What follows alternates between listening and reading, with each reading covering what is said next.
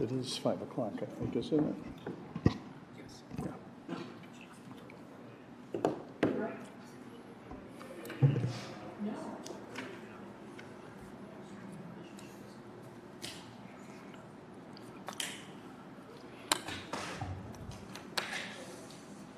Well, it's a real pleasure to see everyone on this beautiful summer day.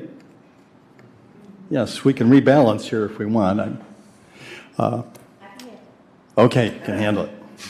All right, well then here we go. That'll help. I'm going to officially call to order the Committee of the Whole meeting for the Kalamazoo City Commission for Monday, June 3rd, 2024. Clerk Borling, please call the roll. Commissioner Cooney. Present. Commissioner Decker. Commissioner Hoffman. Present. Commissioner Pradel. Present. Commissioner Wilson. Present. Vice Mayor Hess. Present. Mayor Anderson. Here. Thank you, Clerk Borling. Commissioners, can I have a motion to excuse Commissioner Decker? So moved. Second. Motion made by Vice Mayor Hess, supported by Commissioner Kaufman. Hoffman, all in favor, please say yes. Yes. Yes. Opposed? No. All right. Next, communications, Manager Ritzma. Nothing, Your Honor. Thank you very much. Now is the opportunity for public comments for the Committee of the Whole meeting. Just a reminder, public comments are limited to 2 minutes here for the Committee of the Whole. And it's not a time for dialogue. It's a time for you to take advantage of expressing your interest in any particular issue to the Commission. Yes, please. My name is Sean Bennett. 2 minutes is not much time. I'll try to get as much as I can to you today. My concern is I am on Crown Street and my house, I don't know when it's slated, but it was scheduled to be slated to do the piping. I've talked to Jim Baker. He hasn't got back to me. I don't know if they're going to delay it, when they're going to do it. But my problem is we're about to move this summer immediately. We're in the process of moving, and that's going to require clearing out the entire house, putting it up for sale, estate sales, having people come shop, look for it, and then I have to move out. And then people got to move in. Last thing we need is a gigantic mud pile right in front of our house on Crown Street. That's the problem. I hope that they can delay this, but it is broader than just me. I don't want depreciation of the value of my house. I don't want obstruction of my process of moving. But it goes beyond that. I think what it goes beyond, the issue is the decision-making involved in this water main project. I saw online that the idea is by 2037 to have all lead pipes replaced, in Kalamazoo. Now, ours isn't lead. Why not do the lead pipes first? If the same with age, there's a lot of pipes that are older than ours. Why not do older pipes? Why not do lead pipes? Why are they choosing Crown Street in Kalamazoo Township, West Side? This is not a proper choice, not a reasonable, it's not a rational, not a fair choice. And it's a big hassle, a big obstruction. There are prices involved just besides the price, the financial price involved here. There's a price about interfering and intruding on people's lives and quality of life, being a big hassle. And it's very serious, very real. And I am a citizen here. I'm in the township, and I don't want to have to face this, deal with this at this time. And I don't feel it should be. So I request that Crown Street be removed from this list of slated houses that is now the top of the list of this water project. I requested Crown Street. I've never had any problem with my water, ever. 50 years we've been in that house. And the only time I had a problem with my water was with they're outside working on the line. Other than that, the water is fine. So this is a classic case. If it isn't broken, fix it. Please put Crown Street on the bottom of the list. I realize that Jim Baker apparently makes it. Yeah, your 2 minutes are up. I appreciate it. If you want to make sure to leave your contact information, you can write it down over here on the sign-in sheet. Thank you so much. Next, please.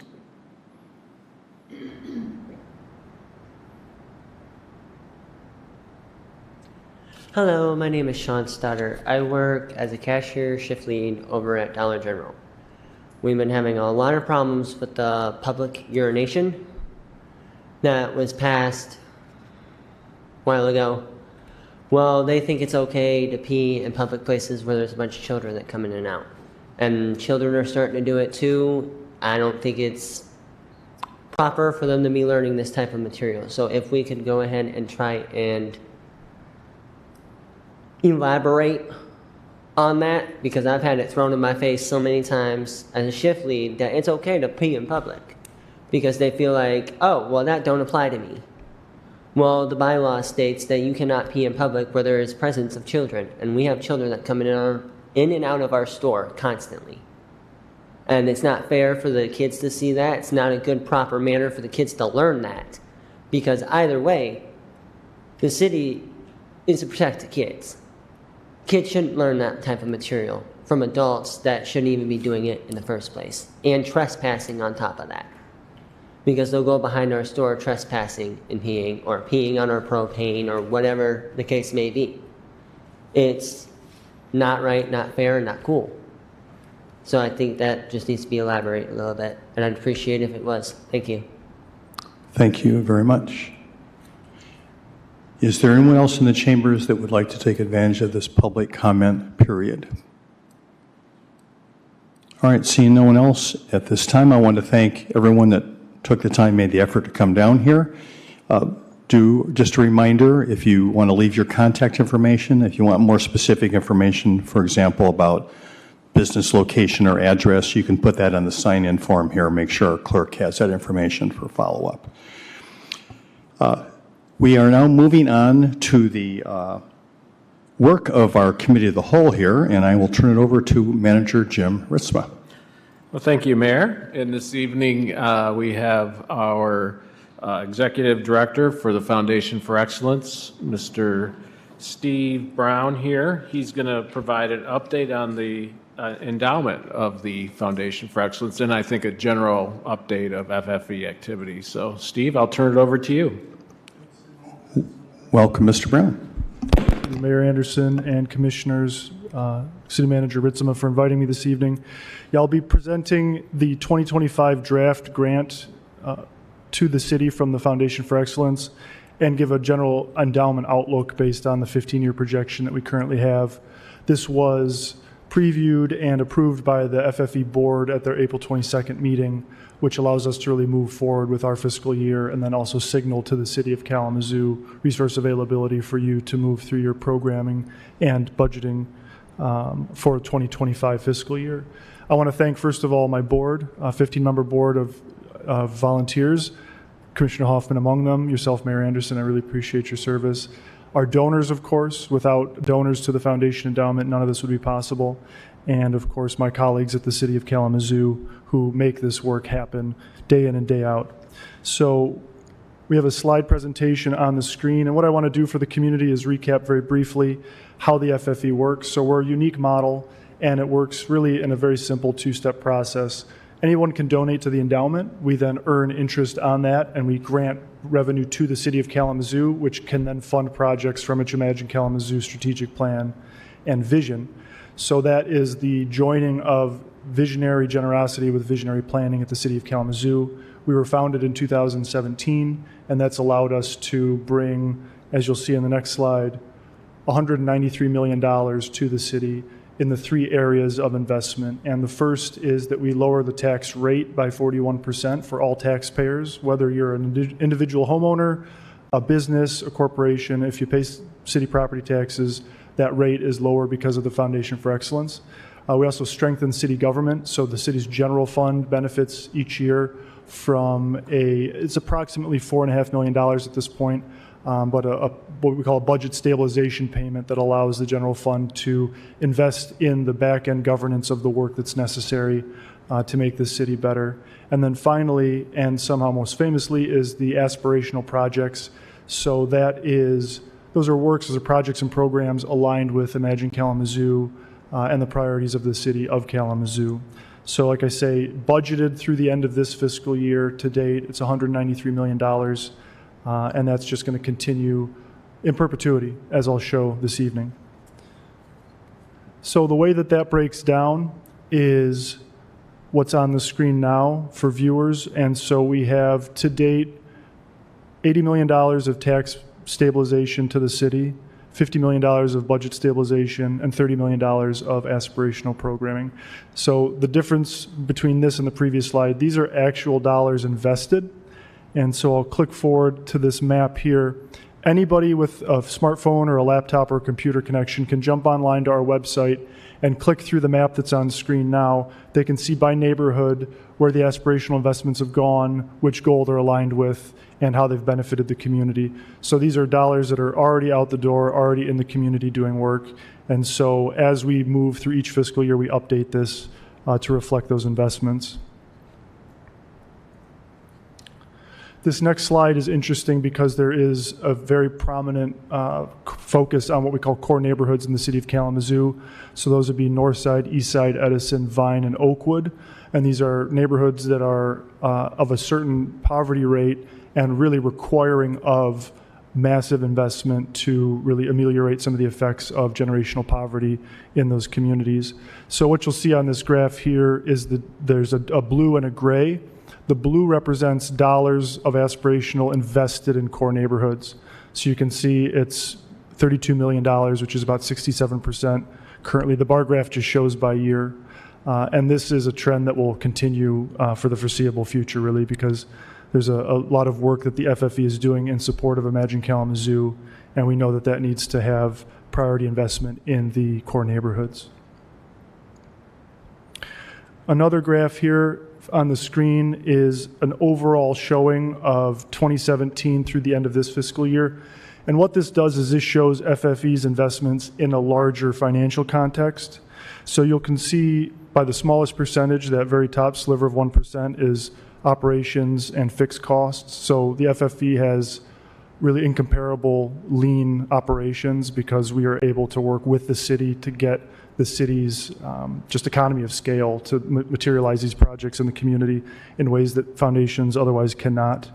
You'll see that 15% of our budget stabilization, of our budget is budget stabilization. That equates to about 1 to 2% of the overall general fund, just to give you perspective. And 54% of our budget goes to tax stabilization, which results in a 41% lower rate for payers. In terms of aspirational projects, these are in affordable housing, in business development, in infrastructure investment, in parks improvements, in youth programming, on and on and on. And again, people can see detailed information on our website and on the Imagine Kalamazoo website.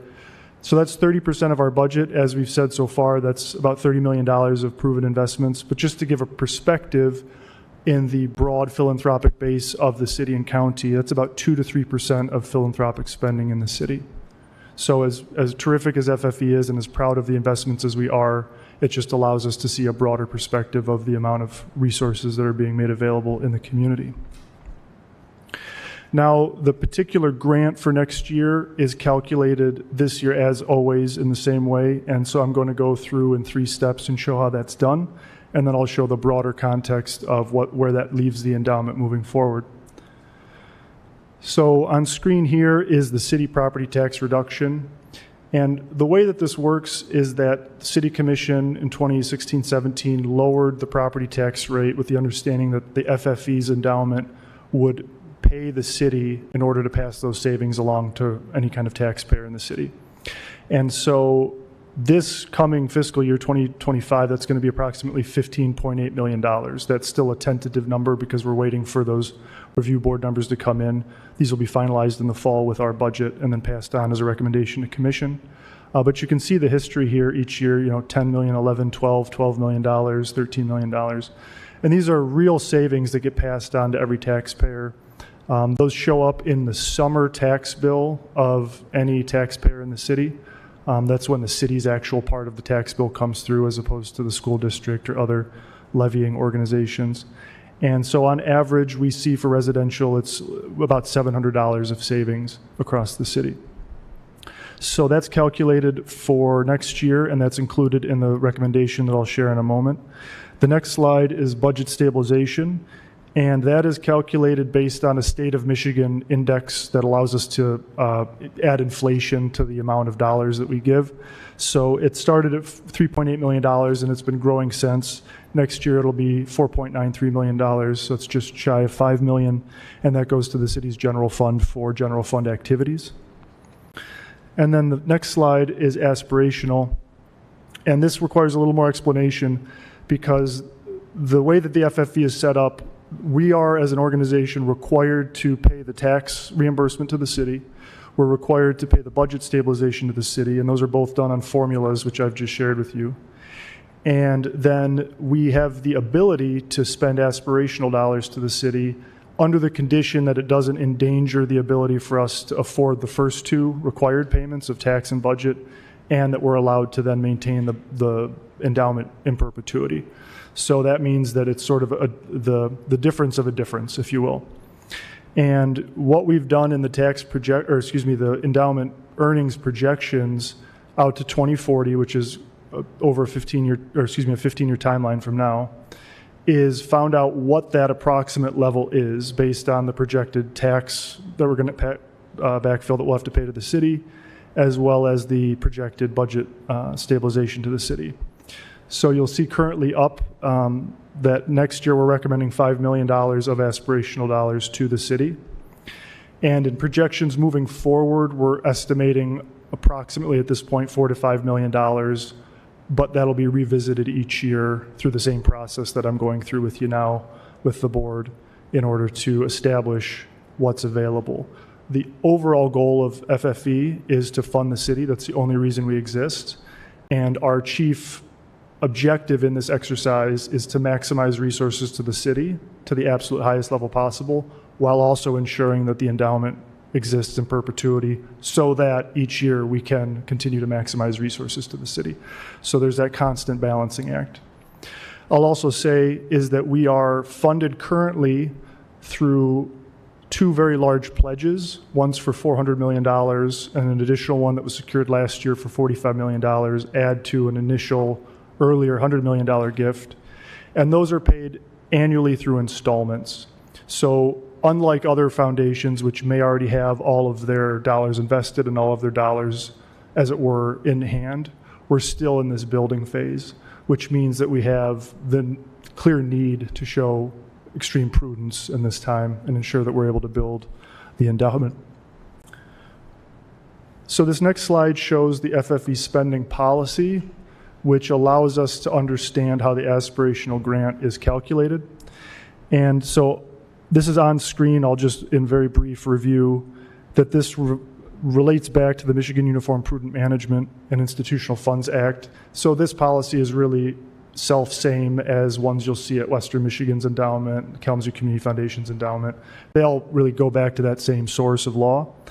And so what we look at when we do the aspirational fund calculation is the duration and the preservation of the endowment needs to exist forever, and we need to get to $500 million so that we earn enough in the market for it to exist forever.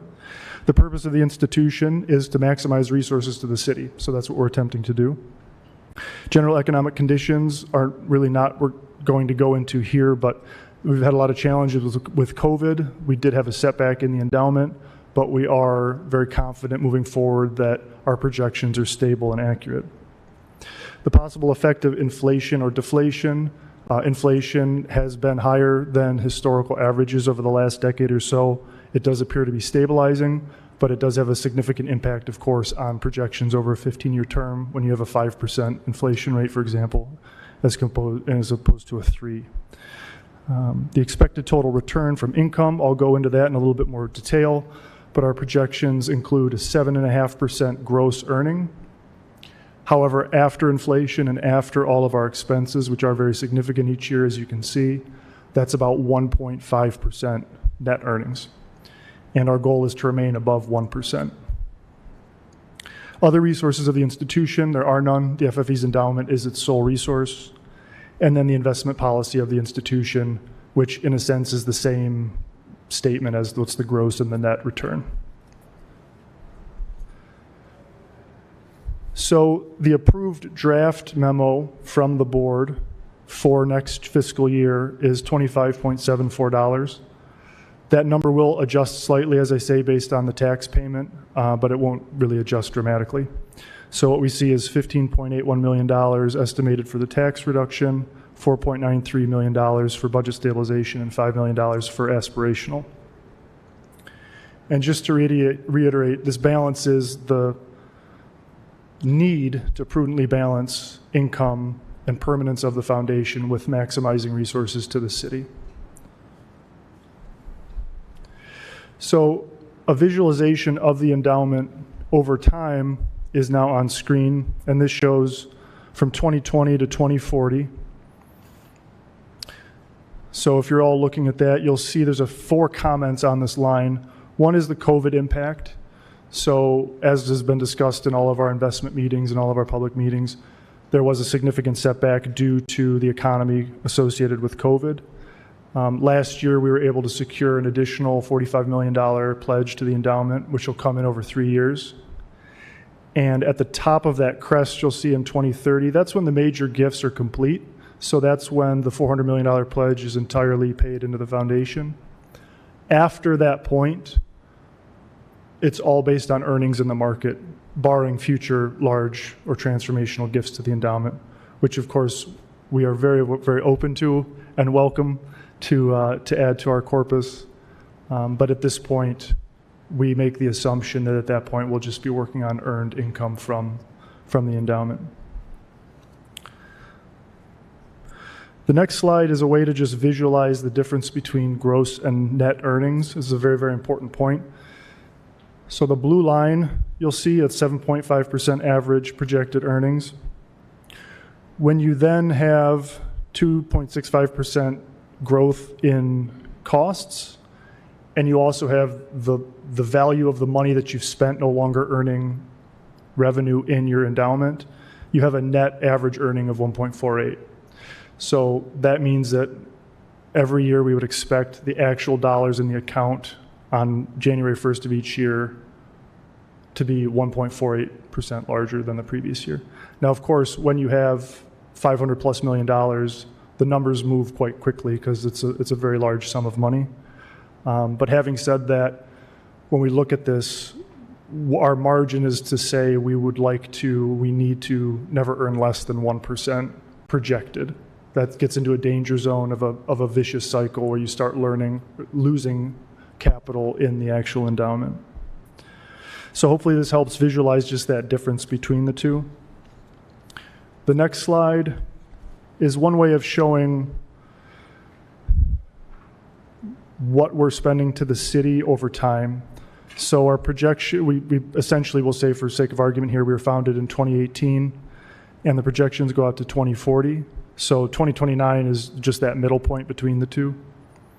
And you'll see in blue at the bottom, that's the tax reimbursement payment to the city. So it was $11 million. In 2040, it's estimated to be almost $25 million a year just for the tax reimbursement.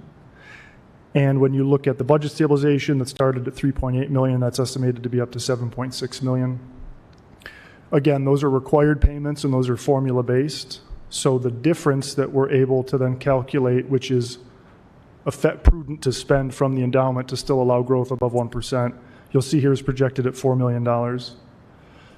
The expectation and hope is that each year is assessed to be larger, but as projections, this is what we're looking at. As a check on, let's call it the reasonableness of this spend, we looked at two things. One is, what's the required distribution of other foundations? You may know the 5% rule, which is very common in foundations. So they have to spend each year 5% of the value of their endowment. They can do that in a number of different ways, but that's the number, 5%. So here you'll see out at 2040, we're spending about 5.51%. So that shows we're at parity. We're a little bit above peers, we'll say. The other way is that by market projections done by our investment managers, there's just projections that can be done which are based on probability, and that probabilistic score came in at a comfortable level. So 50-50 is a generally accepted rule of meeting your target at a certain date, and ours was above 50-50. So we are balancing that prudent need to maximize resources to the city while ensuring that the endowment exists forever. The next slide is the same information, but it's just shown as a total of 100%. And I think this is just a great way for people to visualize the what. I think it's very important to just be grounded in the facts here of what's being spent and why. So you'll see here the percentages of what's available. based on the rules in our bylaws and articles of incorporation. Couple other key factors before winding up and opening this up for questions is listed on the screen here. So I've said again and again, balancing the desire to maximize annual grants to the city with the need to exist forever.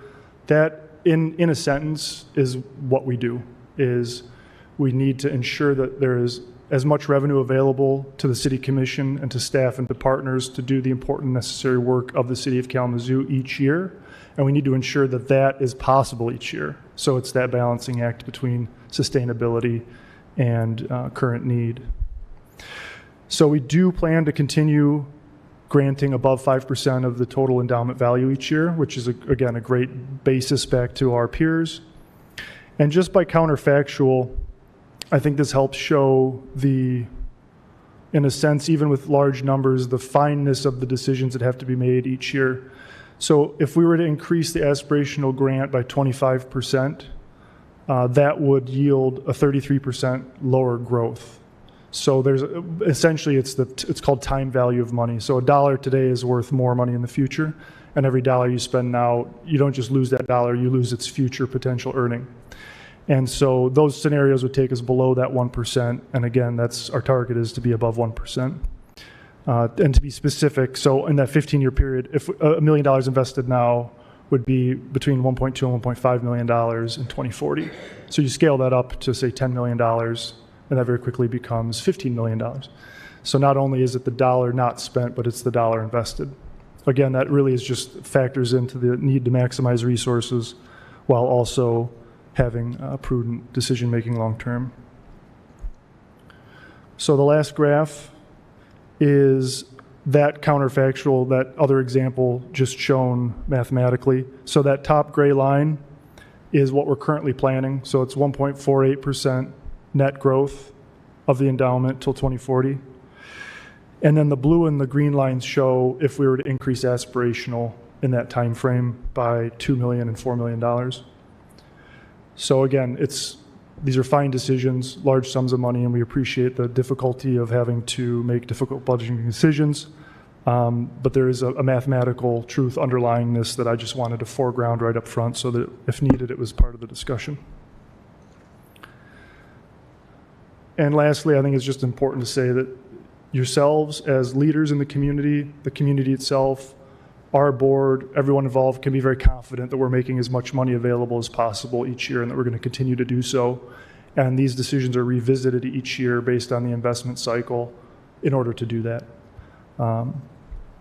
What that allows us to do, ultimately this is an extremely good story, is this. With prudent management, that means that we look, I would say barring an asteroid event, the plans that you have in front of you equal $483 million of investment to the city of Kalamazoo by 2040. Not total, but from 2025 to 2040, so 15 years from now. So it'd be $319 million of tax relief for the people of Kalamazoo, the businesses of Kalamazoo, people investing in Kalamazoo, industries in Kalamazoo. That would be $99 million to the city for budget stabilization. So again, that's helping it govern and undertake the work that it needs to do through Imagine Kalamazoo. And $65 million of aspirational grants to the city for the projects that we've discussed in other meetings, of course, tonight. We're not touching on those, but people can see in great detail on our website and the city's website. And that's an unprecedented statement. So we have the corpus that grows, and it allows us to then make these resources available to the city in perpetuity. This would be till 2040, and then 2060, and 2080, on and on and on. Now a permanent feature of the city of Kalamazoo. So finally, I'll just briefly skip over this, is the timeline. So you'll see in terms of this year, this is the informational presentation. This then goes back to committees and back to the board. And as with every year, what you'll see is a presentation of the draft budget this fall and without requesting any action. And then the FFE board will finalize that budget and it'll come back to you as your 2025 budget in, I believe, the first meeting of next year to approve and move forward with. So that was a lot of information. I appreciate your patience, and I'm happy to jump back to anything you need or to just take any questions that you have. But again, I want to thank the city. I want to thank our partners. I want to thank our donors. And I want to thank my board of volunteers for believing in this project. And we're now in year 8 in making it real. It's a unique project. We're still, in a sense, in the building phase. And that's still very, very exciting. And I think that the best is absolutely yet to come. As you can see by the endowment projections, we have the financial underpinnings to ensure that that's the case. So thank you very much. Thank you very much, Director Brown. I appreciate your detailed presentation here, very helpful. Commissioners, questions for Director Brown on his presentation or other things FFE? Yes, Commissioner Hoffman. Thank you, Mayor. Thank you, Director Brown, for being here for this presentation. I just have a question in reference to the FFE's founding. What was the thought process, if you know, with making 2 required and aspirational conditional? I'm glad you said if I know. I actually don't. That would have been before my time. What I understood, in the sense of me having been there at the time it was founded, it's my understanding over the years that there's one large strategic move that was intended is that the city, it was not competitive with its surrounding communities on taxes. So the tax reduction helped us in that direction.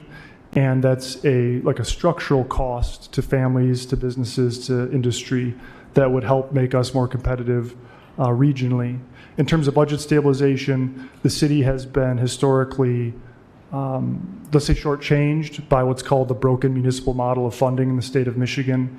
And so that was just an ongoing issue that had no end in sight and really created a headwind for the city in terms of being able to invest in the future. And then the aspirational that was associated with Imagine Kalamazoo, that plan was being passed and finished and adopted just as FFE was coming online in 2017 and 18. So they knew that if we were going to make these dreams real, we were going to need significant resources available for aspirational. And then furthermore, the city needed to be able to rise to that occasion just from a governance and staffing standpoint and overall operation standpoint, given that broken model of municipal funding. So. And I just want to say, for community's sake, you know, when we think about aspirational, we think about a lot of the affordable housing that is going up that was somewhat funded by the FFE. When we think about during the pandemic, that we had neighborhoods that received free Wi-Fi and things like that. So when we talk about aspirational, that's what we're referring to. Thank you, Commissioner Hoffman. Commissioner Cooney? Thank you, Steve. That was great. And I just want to express gratitude to the donors and to you for such a good job. Wonderful that they did all this. I was in on, you were too, on some of the meetings when this came out. On the aspirational part, my understanding was that the overwhelming focus was on intergenerational poverty, that was the main thing that both sides were interested in. I don't know if that's what you thought too. Yes.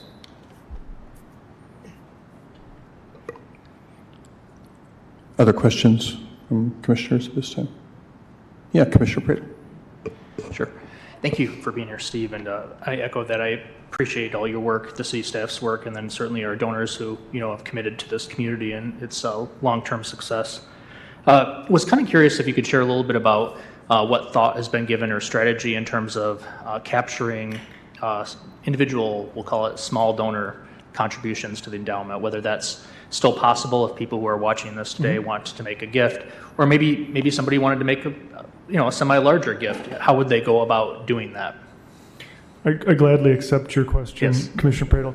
Absolutely. We have the ability through our website, so that's kalamazooFFE.org, to donate as quickly as with one click using Apple Pay, using Samsung Pay, using a variety of methods, which is out there for anybody with a smartphone or a computer right now.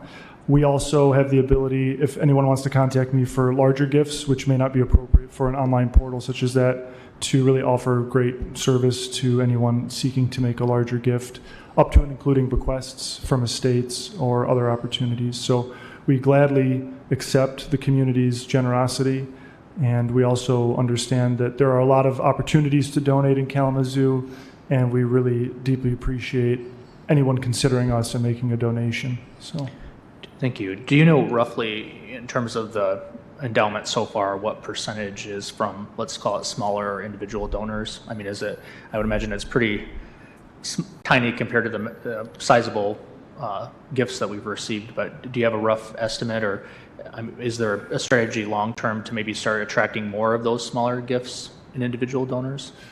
currently, it's definitely under 1%. With $545 million invested in significant structural gifts. That's, of course, not a surprise, as you say. Long term, we would be considering that. There's currently not an active push. With the original startup capital to the city of approximately, I believe, $160 million, plus our endowment gifts, we're talking an enormous amount of resources, and the priority is to not only steward those to the best of our ability and to be very respectful of that, and also respectful of the perception, certainly the reality in the community, that when that amount of generosity is made available, it's a less attractive target for small donations. Mm-hmm. I don't mean to mince words at all, but that's just clearly the case when you've had a $500 million donation and somebody wonders where 1,000 of their own dollars can go. It's understandable. That's a narrative that we have to grapple with, and a reality that we have to take on board if we do want to do long-term fundraising. We also do think at the same time that we do some of the best work in town, and we want people to see themselves in us. Having said that, there's all kinds of ways to get involved. We have 23 neighborhoods, we have numerous plans, we have boards and commissions, we have public engagement opportunities, there's volunteer opportunities left, right, and center in your neighborhood, on your street, in your local school. And so we realize that for a vibrant, successful Kalamazoo, generosity can take 1,000 different forms. Absolutely. And it doesn't have to be a large contribution to have people feel like they are a part of something, and I think that's incredibly important from an aspect of philanthropy, whether it be giving, like you said, of time or giving of treasure. Just had a question for you as well. When you were talking about those projections from 2025 to 2040, I know there's sometimes a propensity to, like these are the pie in the sky, like best case scenario projections and whatnot. And sometimes that can be unhealthy because you have to anticipate there's going to be down trodden periods and in the ebb and flow, I guess, of endowments. How do you feel like that the projections adequately capture the realistic likelihood of downturns that we've seen over the years and the decades, that we anticipate similar type downturns in the future? Well, I appreciate that. The process and the analysis that we have is what allows us to arrive at the information we presented this evening. And so one way to think of it is, each quarter, each financial quarter, or each year may go up and down. We've seen that in the last 4 or 5 years. In very dramatic order, of course. But that's a normal cycle. There's a business cycle, there's cycles of recession, even major things like a housing bubble. When we say that we are projecting 7.5% gross return over a period of time, that's a line that cuts through all that noise. So you can have ups and downs of even really significant percentages, but on balance, over what we call smoothed period of time, say 60 quarters or even 16 quarters, that number, that line that's smoothed would be, we project 7.5%. Gotcha. And that comes from our advisors and from our sources of advice on this, yeah. That's helpful, thank you. And then the last thing, I was just gonna thank you as well for your work on the newsletter that goes out to everybody. I think is it twice a year or once a year? Once a year, about January 1st, yeah. And it's a really great asset for people to learn about the projects and whatnot. And one thing I really think that I've heard loud and clear from folks is they're really appreciating the every other month publication that's coming out to residents throughout the city. And so I think with complementing the publication, the the public services publication that comes out as well, and then the FFE. We really are getting a lot of communication out there on an annual basis, which is awesome. One thing I would definitely just wanted to make a comment of is that when I do hear from people with that going out, there are a number of people who understand, they know what FFE is, but I think it's really helpful when there's been, kind of that introductory language that says, hey, this is what the FFE is, and this is the role it plays into the city of Kalamazoo and helping it operate. That's always been helpful for people to hear and see that as well in the newsletter, but that's all I had. Thanks. Thank you, Commissioner. Yep. Yeah, thank you, Commissioner Praedel. Vice Mayor Hess. Thank you, and thank you, Steve, for being here. Appreciate you and all your work. So a few things. You mentioned the IK 2025 planning, or the 2025 currently. How do you see the Foundation for Excellence intersecting with IK 2035? Will you be involved? Will you be a part of the planning? What will you be looking to do? Thank you for the question, Commissioner. For IK 2035 planning, my roles are to really ensure that the FFE Board of Directors remain involved and aware of that. And we've already done a presentation, and we have a few more planned in the timeline so that FFE directors, until recently, including yourself, Commissioner Hess, are kept abreast of that, and that they're able to have input and awareness on how they can get their members in the community excited and stay informed. My role is to really steward the foundation as the executive director, so I'm really always eager to collaborate with colleagues, but the Imagine Kalamazoo process is one of the city. It's for the city's strategic vision and master plan, and for the community. So we'll say capital C, City of Kalamazoo organization, but also the City of Kalamazoo, all of our 73,000 residents, to get involved in whatever way they can. So that's the way that the process comes and is shaped as plans.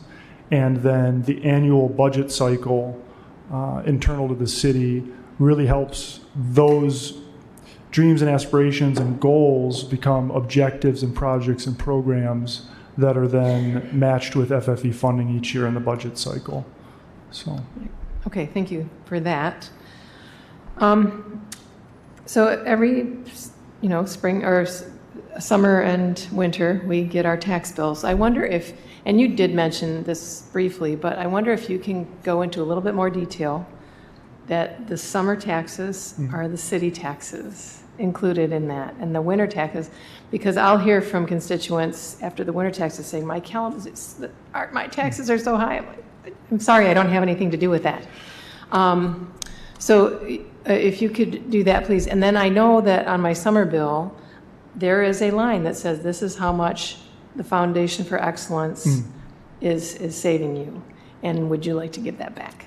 And it's a great move by you, and absolutely, like back to Commissioner Praedel's point, we could do that. We truly could do that and feel a part of the process in terms of our giving back to the city. So could you just say a little bit about the tax bills and where the Foundation for Excellence actually puts money in? Mm-hmm. Well, to the winter tax bill, I'll defer to the city in that regard in terms of, or not even really the city, but to the community broadly. That is KRESA, Metro. There's other taxing authorities in there. I know the city did publish on social media at one point a breakdown of that just to make as a kind of information piece to the community. So that would still be on city's online social. In terms of the summer tax bill, again, I would defer to the city for details, but what we've done is the FFE has made it possible to lower the city's portion of whatever your tax bill is, the city portion from $19 per $1,000 of assessed value, or excuse me, taxable value on your home, down to 12. And so that's that significant 41 percentage point change in the rate.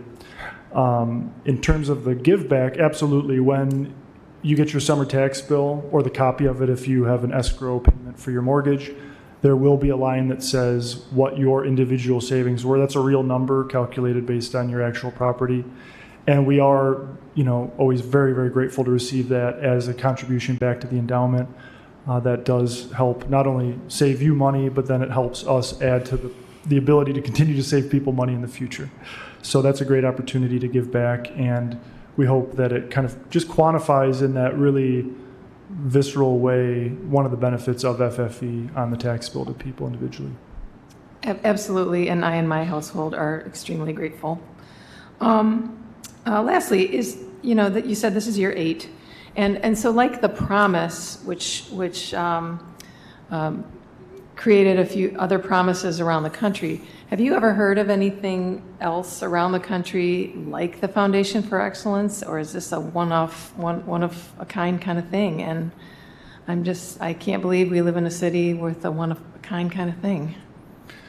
I'm tempted to say, well, I'll just say I'm not aware of any others, but I think we should be very proud at being unique. Kalamazoo is unique for a lot of reasons, and this is one of them. And it's something that, as an FFE stamp, people often ask, are we a model for the future?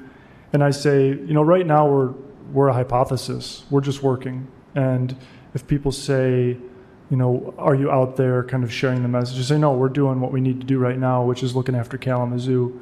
When we rewind, as Mayor Anderson often says in his role as director as well on FFE, to rewind back to when this started, this was not a nice to have situation. This was created out of need, and it was a tremendous tool, an unprecedented tool to address really, really difficult challenges, which are not uncommon to other what are called Rust Belt cities, but which in Kalamazoo found a generosity and a vision to help address and ameliorate. So I try to keep that sort of zeal alive in saying our basics are still to ensure that the endowment works, because at the end of the day, that's what the FFE is. The city is a community. Imagine Kalamazoo is a vision, is a dream, but the FFE shares in those, but really it's the bread and butter underneath it in terms of revenue. And I just try to keep that in perspective. And for other communities that are interested and able, if they were able to have generosity on the scale that we see here in Kalamazoo, I would encourage that same thinking of drill your basics, take care of your basics, and really make sure that we can make a huge success out of this. And in 10 years, I hope that, who knows what the city can become with all of the vision and generosity and investment that we're seeing. But I hope that it's a celebratory atmosphere, to say the least. I hope so too, Steve. And I would be remiss in saying that I do agree with Commissioner Cooney, because a lot of this should be poverty reduction in our city, in addition to all the other amazing things that the Foundation for Excellence does. So thank you so much for being here tonight. Appreciate your work on behalf of the people. Any other questions or comments, commissioners? Okay, thanks, Steve. I'll just follow up. And just getting back, I think, to your original question, Commissioner Hoffman, and something that you also mentioned, Commissioner Pradel, is ongoing telling the story.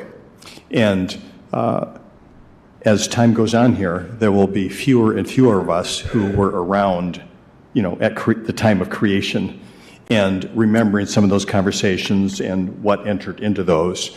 But as you said, Director Baker, this came out of crisis, and the city was really in trouble in terms of finances and things that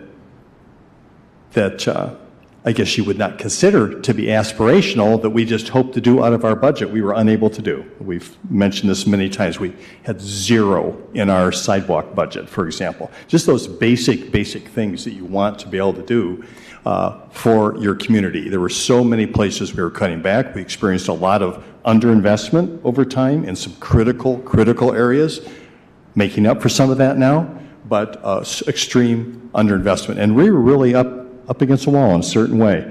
We created a blue ribbon panel, went through all kinds of options. You served on that panel before you were on the commission, Commissioner Pradel, and literally we were down to selling the deck chairs is what I would say. You were talking about, what can we do? Oh, we sell parking ramps. So, what do we have that we can just keep just the basic budget going? And so out of all that hard discussion, which included a broad range of representatives from the city, this obviously originally idea was not on the original list. Like, oh, there's a good idea. Let's find somebody to fund, another little steam engine creating power in the basement, that can fund the things we want to do.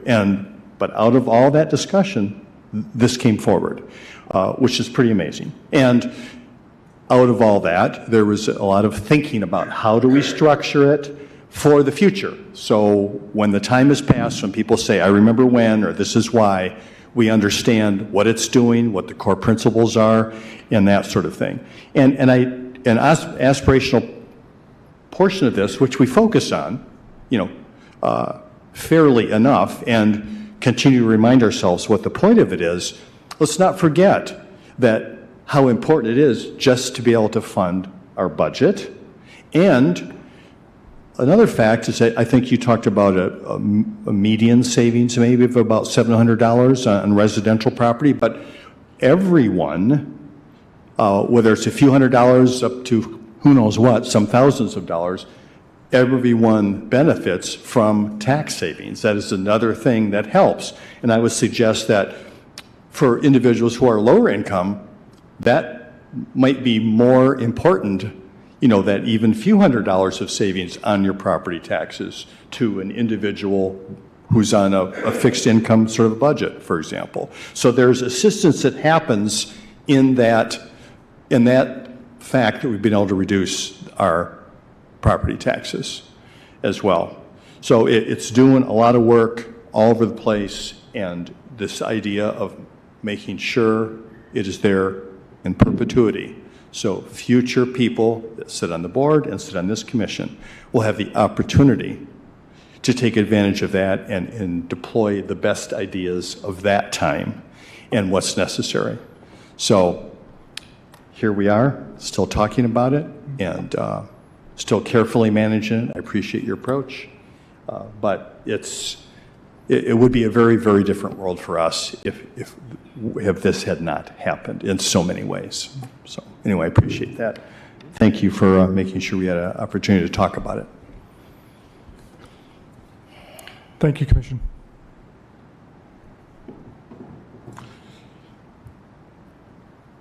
So we are now at the portion of our agenda for commissioner comments. Just a reminder, there's also time for commissioner comments at our business meeting, which will be happening in about an hour here. Is there anybody who wants to take advantage of this comment time for our committee of the whole meeting? Okay, see no one. Thank you so much for everyone who tuned in to watch this and came to the chambers here. This meeting is adjourned, and we will be reconvening. Well, not reconvening, convening for our business meeting at 7 o'clock. Thank you so much.